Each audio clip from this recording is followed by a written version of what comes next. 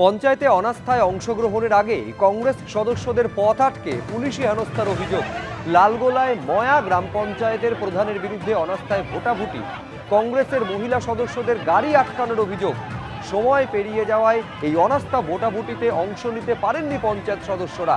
আর তারপর প্রতিবাদে লালগোলা থানায় পঞ্চায়েত সদস্যদের নিয়ে বিক্ষোভ দেখালো কংগ্রেস। গত পঞ্চায়েত নির্বাচনে 28টি আসনের মধ্যে 8টি আসনে জয়ী হয় কংগ্রেস। সংখ্যাগরিষ্ঠ আসন নিয়ে পঞ্চায়েতে বোর্ড গঠন করে তৃণমূল। রাজ্যে পালা বদলের পর তৃণমূল থেকে 7 জন যোগদান করেন কংগ্রেসে। দল বদলের পরই তৃণমূল পরিচালিত পঞ্চায়েতে অনাস্থা প্রস্তাব আনে কংগ্রেস। প্রয়োজনীয় সদস্যরা উপস্থিত না হওয়ায় অনাস্থা সভা বাতিল, দাবি প্রশাসনের।